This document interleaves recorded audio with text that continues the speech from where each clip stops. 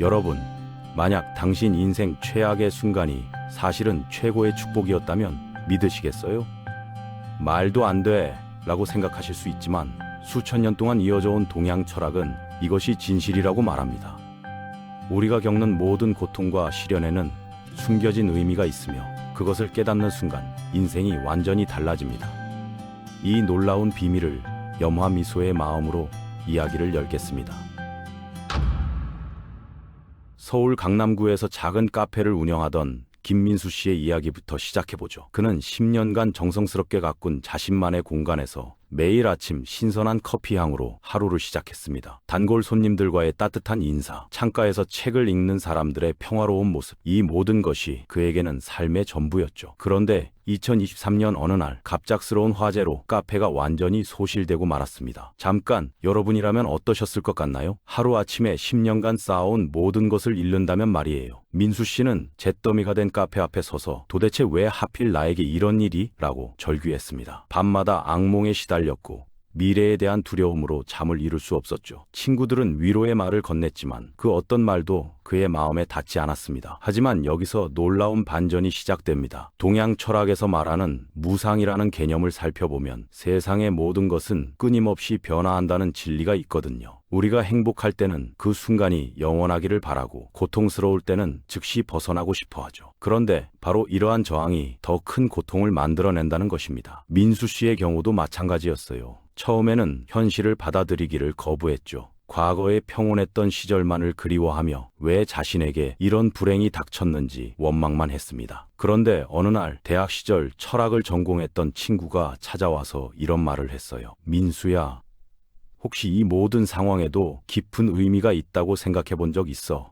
세상에 우연히 일어나는 일은 없다던데 말이야. 처음에는 그저 위로의 말로만 들렸습니다. 하지만 시간이 지나면서 민수 씨는 조금씩 다른 관점에서 상황을 바라보기 시작했어요. 그리고 화재 원인을 조사하던 중 정말 놀라운 사실을 발견했거든요. 카페의 전기 배선이 심각하게 노후화되어 있었고 가스 배관도 안전 기준에 미달했다는 것이었습니다. 여러분, 이게 무슨 의미일까요? 만약 화재가 손님들로 붐비는 낮 시간에 발생했다면 어땠을까요? 상상만 해도 정말 끔찍한 일이 벌어질 수 있었던 거죠. 이때부터 민수 씨의 생각이 180도 바뀌기 시작했습니다. 단순히 운이 나빴다고 여겼던 화재가 사실은 더 큰 참사를 막아준 것일 수도 있다는 깨달음이 찾아온 거죠. 동양 철학에서 말하는 인과응보의 법칙이 여기서 드러납니다. 우리가 과거에 내린 선택들, 그리고 현재의 행동들이 모두 연결되어 결과를 만들어낸다는 것입니다. 민수 씨는 과거를 되돌아보며 자신의 책임도 인정하게 되었어요. 비용을 아끼려고 정기 점검을 미뤘던 것, 안전설비 교체를 계속 연기했던 것들이 결국 이런 결과를 초래했다는 것을 깨달았죠. 하지만 이것은 자책이 아니라 성장의 기회가 되었습니다. 앞으로는 절대 이런 실수를 반복하지 않겠다는 다짐과 함께 더욱 철저한 계획을 세우기 시작했거든요. 그런데 이제부터 진짜 놀라운 일들이 연이어 일어났습니다. 화재 소식을 들은 동네 주민들과 단골 손님들이 하나둘 찾아와 도움의 손길을 내밀기 시작한 것이에요. 어떤 분은 성금을 전달했고 어떤 분은 재개장할 때 필요한 물품들을 기증해 주었습니다. 심지어 근처 상인들이 모여서 임시 판매 공간을 제공해주기도 했죠. 이 순간 민수 씨는 정말 깊은 감동을 받았어요.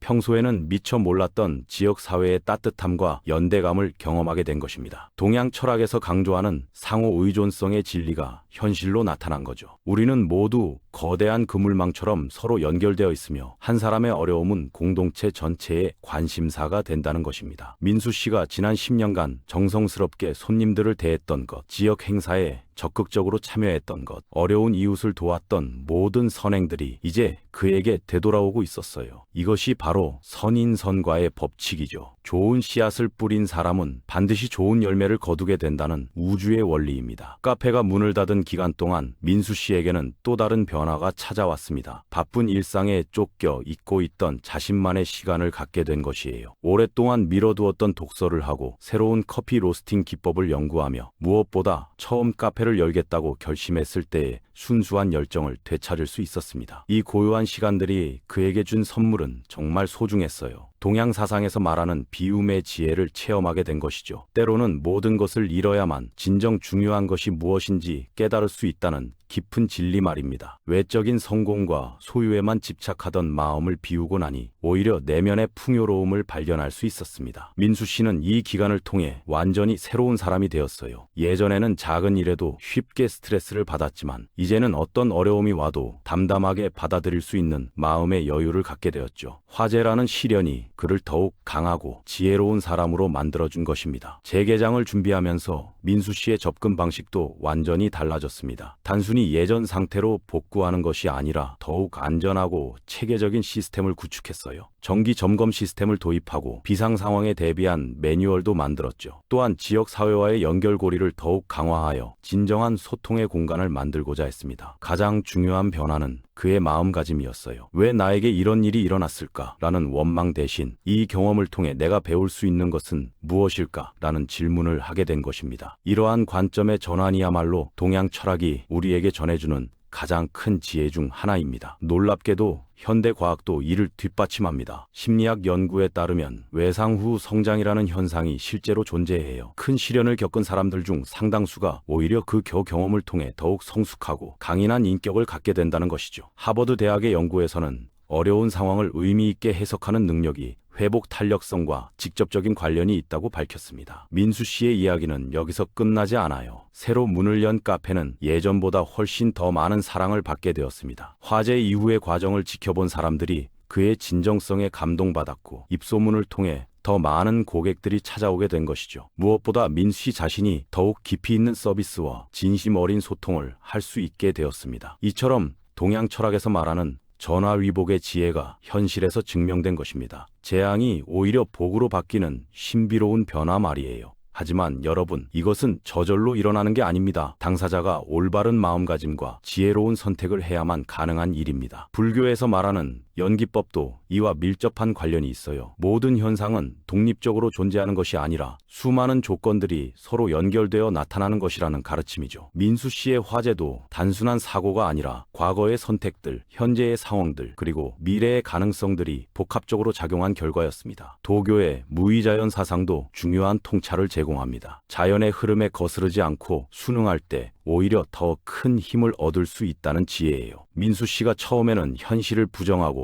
저항했지만 결국 상황을 받아들이고 순응했을 때 진정한 변화가 시작되었던 것처럼 말이죠. 유교의 수신제 가치국 평천하 개념도 여기서 빛을 발합니다. 개인의 수양이 가정의 화목으로 나아가 사회의 안정으로 이어진다는 가르침이에요. 민수 씨가 시련을 통해 자신을 성찰하고 성장시켰을 때 그 영향이 주변 사람들과 지역 사회에까지 긍정적으로 퍼져나간 것을 볼 수 있습니다. 현대 신경과학의 연구 결과도 이러한 동양 철학의 지혜를 뒷받침해요. 뇌의 신경 가소성 연구에 따르면 인간의 뇌는 나이와 상관없이 새로운 경험을 통해 계속해서 변화하고 발전할 수 있다고 합니다. 특히 어려운 상황을 극복하는 과정에서 뇌의 회복력과 적응력이 크게 향상된다는 것이 밝혀졌죠. 스탠포드 대학의 연구팀은 스트레스를 부정적으로만 인식하는 사람들보다 성장의 기회로 받아들이는 사람들이 실제로 더 나은 결과를 얻는다는 것을 증명했습니다. 이는 동양 철학에서 수천 년 전부터 강조해온 마음가짐의 중요성과 정확히 일치하는 결과예요. 민수 씨의 경험에서 우리가 배울 수 있는 핵심 원리들을 정리해볼까요? 첫째, 모든 경험에는 반드시 의미가 있다는 것이에요. 겉으로 보기에 불행해 보이는 사건도 더 큰 관점에서 보면 성장과 깨달음의 기회가 될 수 있습니다. 둘째, 과거의 선택들이 현재의 결과를 만들어낸다는 인과관계를 인정하고 미래를 위해 더 나은 선택을 해야 한다는 것입니다. 셋째, 우리는 모두 서로 연결되어 있으며 개인의 성장이 공동체 전체에 긍정적인 영향을 미친다는 것이에요. 넷째, 저항보다는 수용이, 원망보다는 감사가 더 큰 변화를 가져온다는 것입니다. 다섯째, 외적인 상실이 때로는 내적인 성장의 기회가 될 수 있다는 깊은 지혜입니다. 이러한 원리들은 단순한 이론이 아니에요. 실제로 우리 삶에 적용했을 때 놀라운 변화를 가져올 수 있는 실용적인 지혜입니다.